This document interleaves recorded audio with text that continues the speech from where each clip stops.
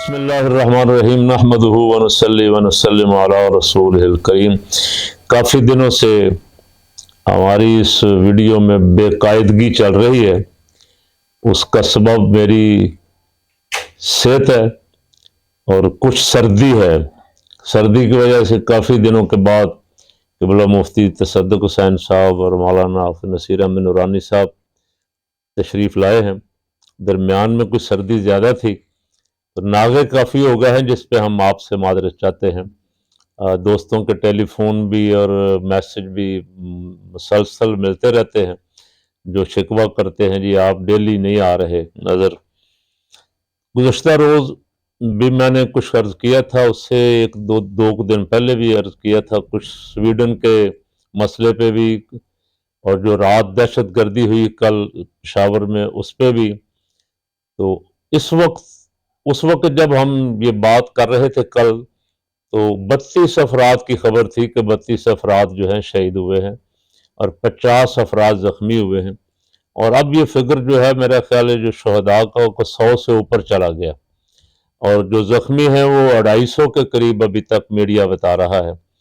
اور بہت افسوسناک واقعہ اس کے ساتھ آج ایک کوہاٹ میں بھی کوئی کشتی ڈوبنے کا واقعہ بھی رونما ہو گیا، جس میں بھی کافی ساری اموات ہوئی ہیں۔ اصل میں میری اپنی ذہن کی ایک سوچ تو یہ ہے کہ حکمران چونکہ ظلم کر رہے ہیں، زیادتی کر رہے ہیں عوام پہ، عوام کا جینا مشکل انہوں نے کر دیا ہے، تو اللہ کی ناراضگی چل رہی ہے۔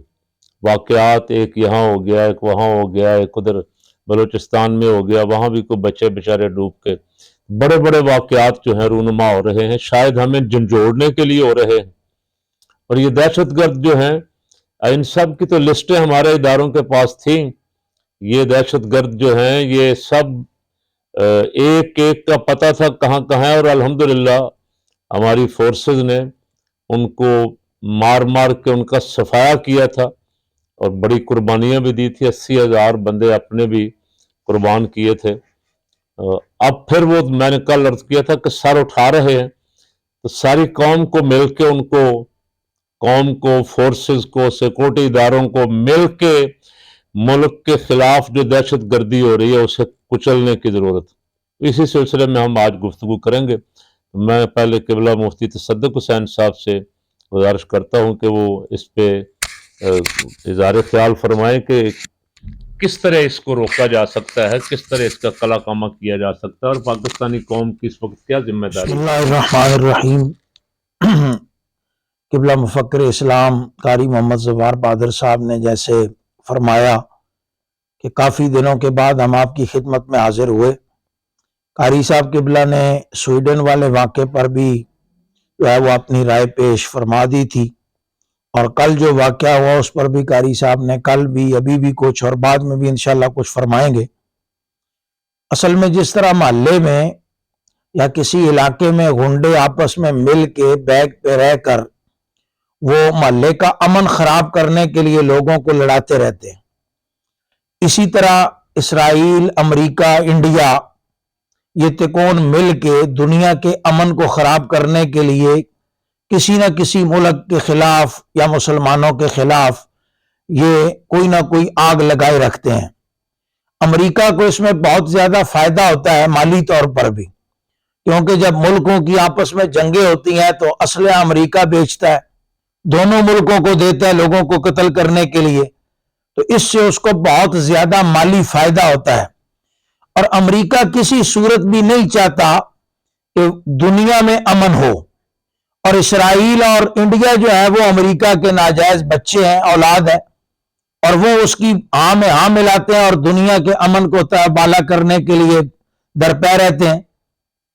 سویڈن میں جو قرآن پاک جلایا گیا، اس سے پہلے امریکہ میں، ہالینڈ میں اور بہت ساری جگہوں پر، تو یہ اصل میں بنیادی طور پر یورپ جو ہے وہ اپنی شکست کا اعلان کر رہا ہے۔ دنیا میں دیکھیں دو نظریے ہیں، ہم مسلمان ہیں، ہمارا دعویٰ یہ ہے کہ امام الانبیاء صلی اللہ تعالی علیہ وسلم اللہ کے سچے رسول ہیں، آخری نبی ہیں، آپ کے بعد کوئی نبی نہیں آ سکتا، اور قرآن حکیم قیامت تک کے لیے دنیا کے لیے اللہ تبارک و تعالیٰ کا بنایا ہوا دستور ہے، جو اللہ تبارک و تعالیٰ نے حضرت جبریل امین کے ذریعے امام الانبیاء صلی اللہ تعالیٰ علیہ وسلم پر نازل فرمایا۔ یہ ہمارا کلیم ہے، ہمارا دعویٰ ہے۔ اس کے برعکس دنیا میں یعنی خاص طور پر یہودی اور عیسائی جو ترقی کے دعوے دار ہیں، وہ کہتے ہیں قرآن جو ہے وہ معاذ اللہ نبی پاک صلی اللہ تعالیٰ علیہ وسلم کی بنائی ہوئی کتاب ہے۔ تو بھائی اس کا تو آسان حل قرآن پاک نے خود دیا، اور 1450 سال گزر گئے، کفار کو چیلنج کیا تھا، اور آج سارے کافر موجود ہیں۔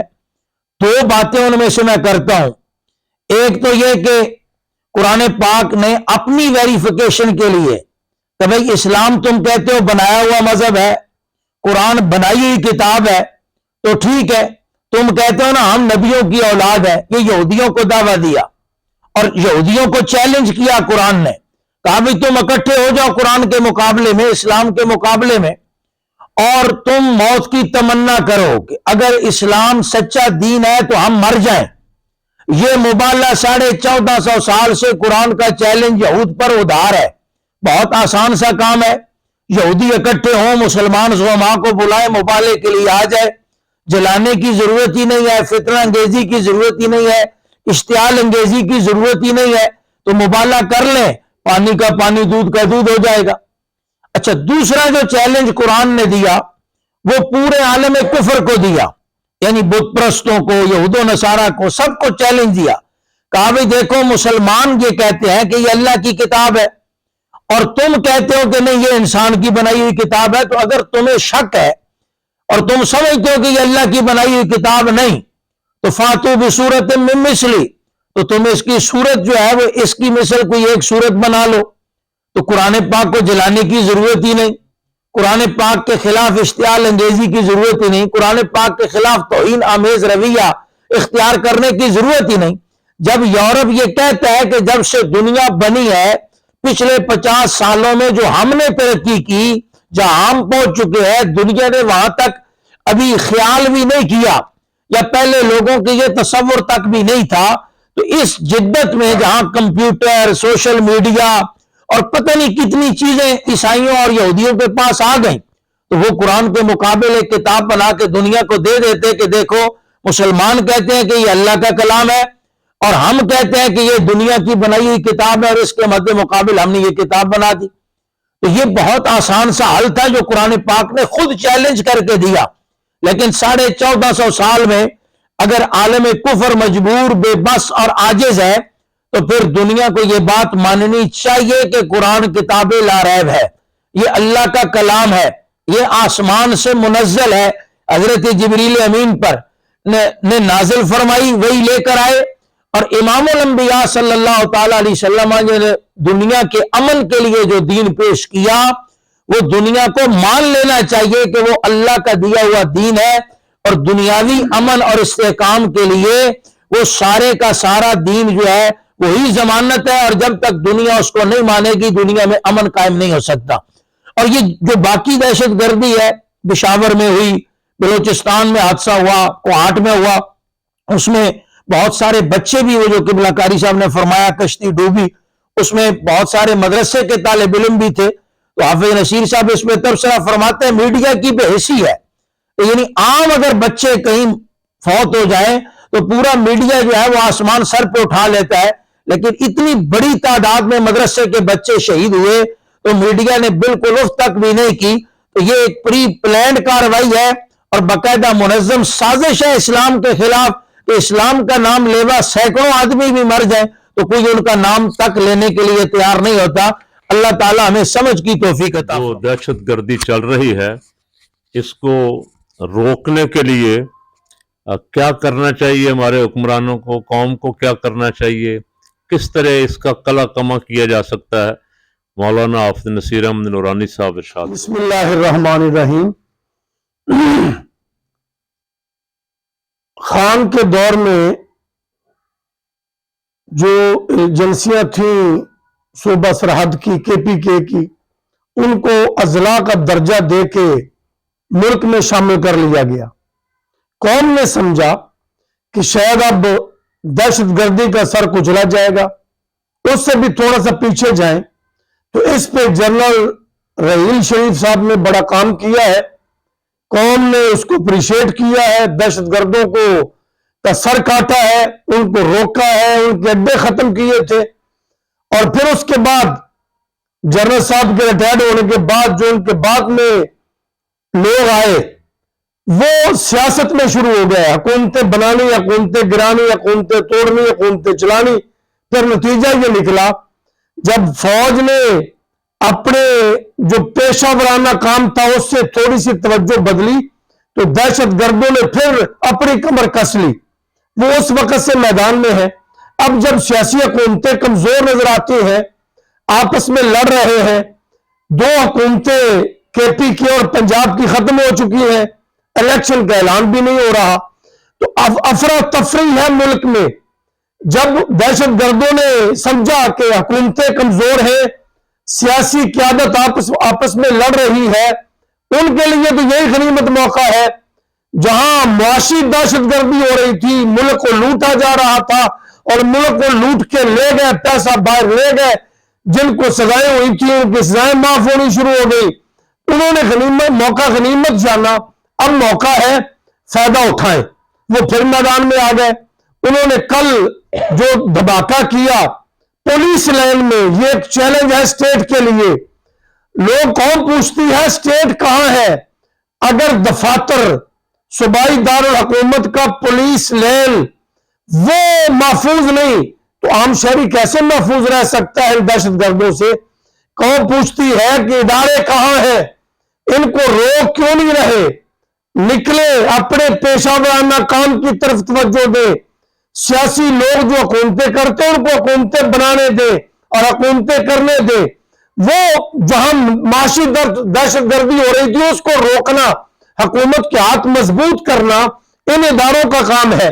अभी मुफ्ती साहब किबला ने फरमाया कि जो बच्चे कश्ती में दीनी मदरसे के बच्चे शहीद हुए हैं, पूरी कौम पूछती है मीडिया से कि तुम्हें क्या हो गया, तुम्हें क्या सांप सूंघ गया?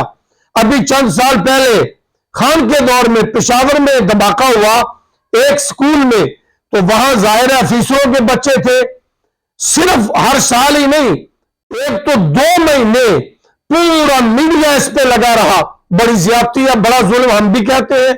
दहशतगर्दों ने छोटे छोटे बच्चों को शहीद किया, बहुत ज्यादती है, बहुत जुल्म है।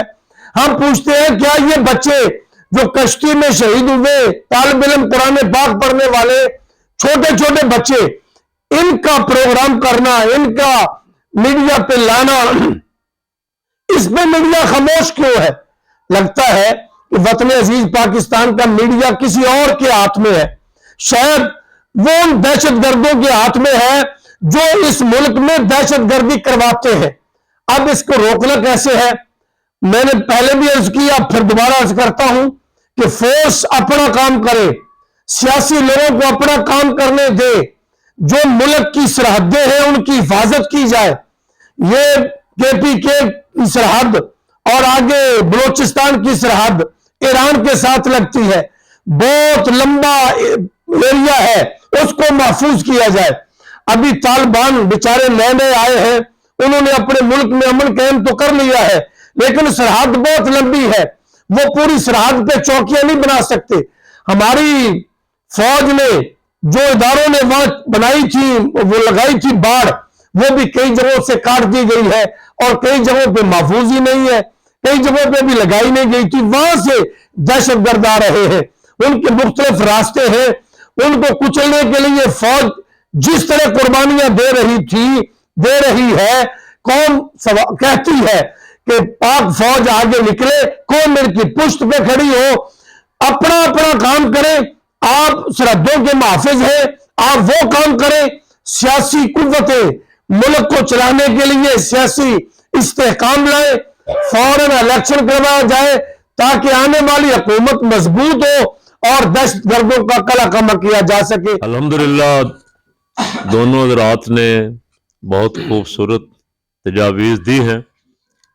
इनके साथ साथ मैं आखिर में एक बात सिर्फ ये अर्ज करना चाहता हूँ कि सियासी कायदीन अपनी सियासी दुश्मनियां कायम रखें, लेकिन मुल्क के लिए कम अज कम कोई एक आधी जगह ऐसे बैठ जाएं کہ مل بیٹھ کے سوچیں کہ اس دہشت گردی کا راستہ کس طرح روکنا ہے، نمبر 1۔ نمبر 2، اس وقت جو وزیر داخلہ ہے وہ خود دہشت گرد ہے اور مشہور ہے کہ اس کے تعلقات دہشت گرد گروپوں سے ہیں۔ اس پہ یہاں ماڈل ٹاؤن کے 14 شہیدوں کا قتل کا ذمہ ہے، اس کا ان کا خون اس کے ذمہ ہے، اور شیر علی کا عابد شیر علی کا والد کہتا ہے کہ 22 فیصل آباد کے ہیں، وہ ہمارا وزیر داخلہ ہے۔ اور غیر ذمہ دارانہ بیانات، وزیر دفاع کے کل کے بیانات بڑے انتہائی غیر ذمہ دارانہ اور مذاق اڑانے والے۔ تو کم از کم ایسے عہدوں پہ کوئی مخلص آدمی جو جاننے والے ہوں کہ کس طرح ان تنظیموں کو، فرقہ وارانہ تنظیموں کو، دہشت گرد تنظیموں کو، تعصب پھیلانے والی تنظیموں کو، ان کا راستہ کس طرح روکنا ہے اور کس طرح ان کا کلا کما کرنا ہے۔ کم از کم 2-3 آدمی پورے ملک میں سے آپ کو ایسے نہیں مل سکے۔ حکومت، سیاسی حکومت تو مذاق ایک بنا ہی ہوا ہے، لیکن کم از کم ان اہم عہدوں پہ بندے ایسے لگائیں جو 10-10 12 دن لندن یاترا کرنے کی بجائے یہاں اپنے صوبوں پہ، اپنی سرحدوں پہ اور اپنے ملک کے معاملات پہ توجہ دیں۔ آخر میں ہم سب اللہ کے حضور دعا گو ہیں کہ مولا کریم مہربانی فرمائے، اس ملک کے حال پہ کرم فرمائے۔ اس کے دشمن سارے اکٹھے ہو گئے، اندرونی اور بیرونی دشمن مل کے اس کو نقصان پہنچانے کے در پہ۔ ان کی انتہائی کوشش ہے کہ اس وقت پاکستان کیونکہ مشکل حالات سے گزر رہا ہے، اس پہ چاروں طرف سے اٹیک کرو تاکہ خاکم بدہن اس کو جتنا نقصان پہنچایا جا سکے پہنچائے۔ اللہ کی بارگاہ میں دعا کرتے اللہ تعالیٰ اس ملک کی حفاظت فرمائے اور قوم کو بھی اس ملک کی حفاظت کے لیے متحد ہونے کی توفیق عطا فرمائے۔